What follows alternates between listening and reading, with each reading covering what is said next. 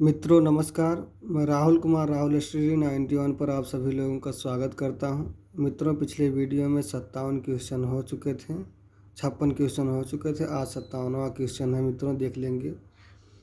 कहा जा रहा है, आचार्य रामचंद्र शुक्ल के इतिहास ग्रंथ के विषय में कौन सा कथन सत्य नहीं है। तो यहाँ पर कौन सा कथन सत्य नहीं है मित्रों, तो यहाँ देखेंगे घा वाला। क्या है घा वाला? साहित्यिक प्रवृत्तियों के निर्माण परंपरा का महत्व है। अगला देखेंगे, किस विद्वान ने हिंदी साहित्य का आरंभ भक्ति काल से माना है। भक्ति काल से कौन माना है? तो आचार्य हजारी प्रसाद द्विवेदी। हिंदी साहित्य नामक इतिहास ग्रंथ का संपादन किसने किया? ये जानते हैं आप लोग, कौन? धीरेन्द्र जी किए हैं। कौन किए हैं? धीरेन्द्र जी किए हैं। इतना ध्यान देंगे मित्रों, धीरेन्द्र जी किए हैं। फिर उसके बाद बताया जा रहा है, कौन सा क्वेश्चन देखेंगे? यहाँ देखेंगे 60 क्वेश्चन। उत्तरी भारत की संत परंपरा नामक ग्रंथ के लेखक हैं। संत परंपरा ग्रंथ के लेखक कौन माने जाते हैं? परशुराम चतुर्वेदी। कौन माने जाते हैं? परशुराम चतुर्वेदी जी। राधा वल्लभ संप्रदाय सिद्धांत और साहित्य के लेखन कर्ता कौन है? तो इसके लेखक कर्ता कौन है? गा वाला। गा वाला देख लीजिए, कैसे कहा जा रहा है। कहा गया है, राधा वल्लभ संप्रदाय सिद्धांत और साहित्य के लेखन कर्ता कौन है? तो कौन वाला है? डॉक्टर विजयेंद्र स्नातक। फिर उसके बाद देखेंगे 62 हाँ। ये कहा जाए, यह हिंदी साहित्य की नींव का वह प्रस्तर है जिस पर आचार्य शुक्ल ने अपने सुप्रसिद्ध इतिहास का भव्य भवन निर्मित किया है। कथन किससे संबंधित है? तो कथन किससे संबंधित है? यहाँ देखेंगे मित्रों, जॉर्ज ग्रियर्सन के संबंधित है। जॉर्ज ग्रियर्सन के इतिहास से संबंधित अर्थात। फिर उसके बाद अगला देखेंगे क्वेश्चन 63 क्वेश्चन देखेंगे मित्रों।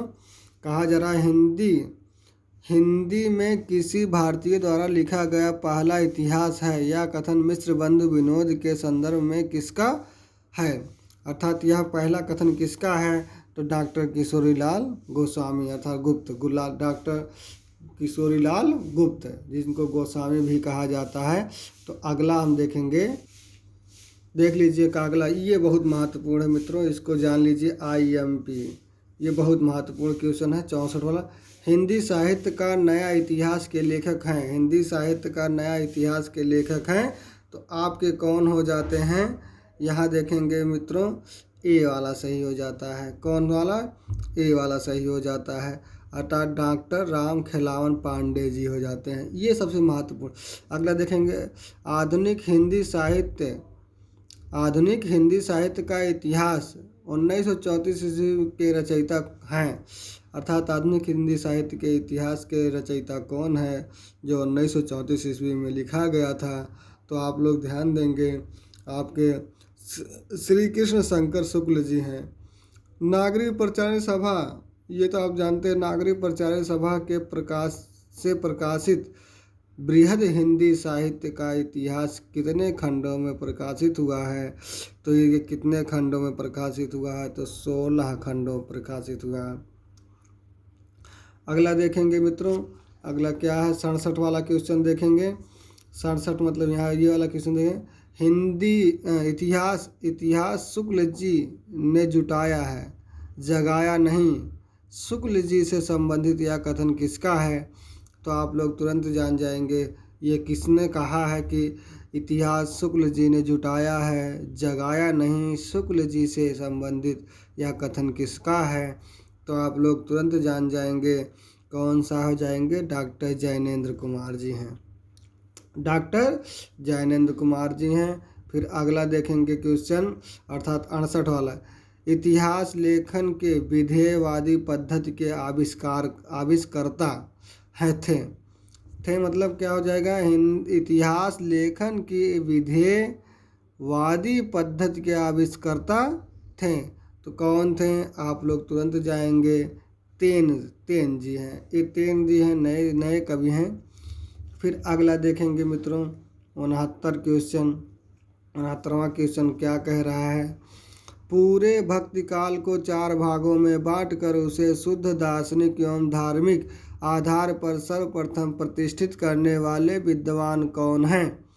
तो कौन है विद्वान ये देखा जाएगा। तो आपका कौन माने जाते हैं, तो आचार्य रामचंद्र शुक्ल जी माने जाते हैं मित्रों। अगला देखेंगे 70 वाला देखेंगे। हिंदी भाषा और साहित्य का आविष्कार 1930 ईस्वी में नामक ग्रंथ के